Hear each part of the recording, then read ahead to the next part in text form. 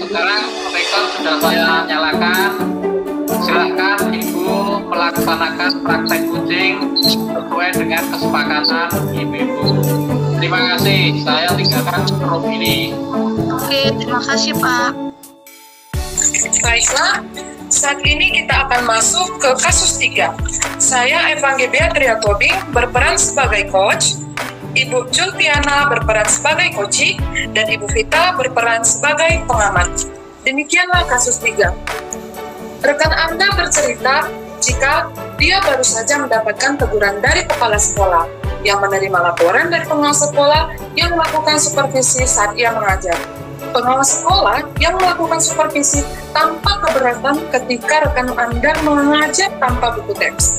Rekan Anda mengajar dengan memanfaatkan sumber-sumber belajar lainnya. Ketika diingatkan pengawas tersebut, rekan Anda menyampaikan jika ia mengacu pada kurikulum walaupun tidak menggunakan buku teks. Pengawas tersebut tampaknya tersinggung dan memberikan laporan tentang hal itu kepada kepala sekolah. Bagaimana Anda menyikapinya? Nah, di suatu ketika, di ruang guru, seorang guru memanggil rekan kerjanya. Bu Eva, kemari sebentar, ada yang mau saya ceritakan. Ibu Eva ada waktu enggak? Oke, sebentar, saya lihat jadwal dulu ya. Sepertinya saya les 1 sampai les 3 ada jadwal kosong ini. Oh ya Bu, alhamdulillah. Saya ada cerita ini Bu. Oh iya, apa yang ingin Ibu ceritakan? Ayo duduk, Bu. Ya, makasih Bu Eva. Begini Bu Eva, saya tadi dipanggil sama Ibu Kepala Sekolah. Terus? Beliau bilang, Ibu pengawas tersinggung dengan saya. Hah?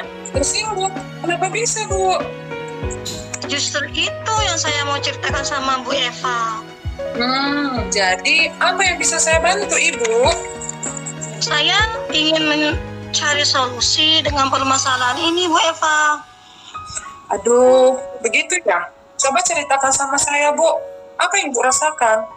Jujur, Bu, saya sedih dan kaget ketika saya dipanggil Ibu Kepala Sekolah. Dan Ibu Kepala Sekolah bilang, Bapak pengawas tersinggung kepada saya ketika saya mengajar tidak menggunakan buku teks ketika itu. Padahal saya tidak menggunakan buku teks sudah sesuai atau mencakup kurikulum, Bu. Hati saya sedih kali.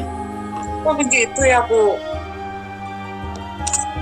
Padahal saya ingin menjelaskan masalah ini ke Ibu Kepala Sekolah, Bu Eva. Tapi saya belum berani, Bu Eva.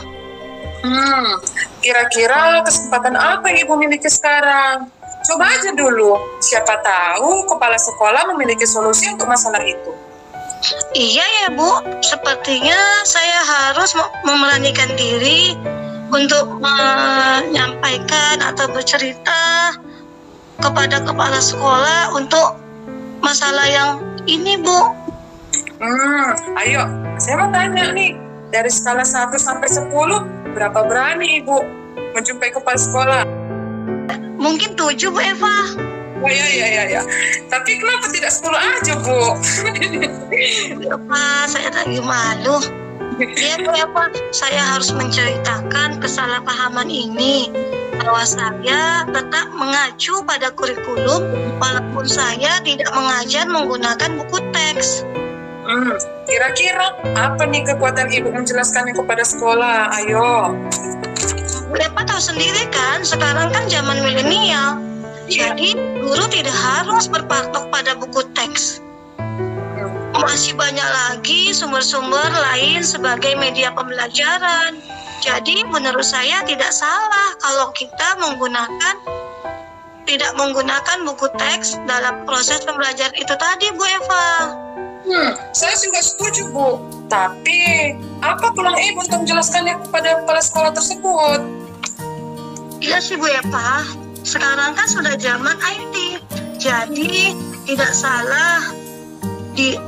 salah kalau kita tidak menonton menggunakan buku teks. Kita bisa menggunakan sumber belajar lainnya secara terus-menerus berkolaborasi dengan media pembelajaran yang lainnya.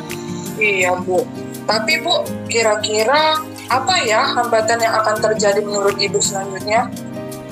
Ya pastinya ketika Bapak pengawas datang, saya pasti nanti disalahkan lagi dan Bapak pengawas akan tersinggung.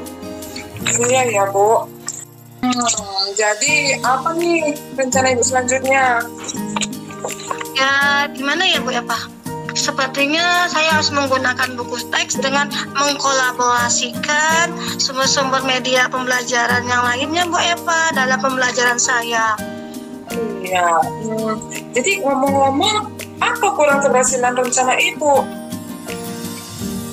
Ya mudah-mudahan tidak ada lagi laporan tersinggung dari Bapak pengawas kepada Ibu Kepala Sekolah Bu Eva. Nah, terus bagaimana cara Ibu mengantisipasi gangguan yang mungkin muncul lagi, Bu? Mungkin saya harus melakukan refleksi diri terus-menerus dalam pembelajaran yang saya lakukan setiap harinya, Bu Eva. Jadi terus kira-kira apa komitmen Ibu terhadap rencana Ibu tersebut? Ya saya harus bisa membuktikan bahwa tujuan pembelajaran tercapai dengan tetap menggunakan buku teks dan media lainnya yang dapat saya kolaborasikan, Bu Eva. Setuju, Bu.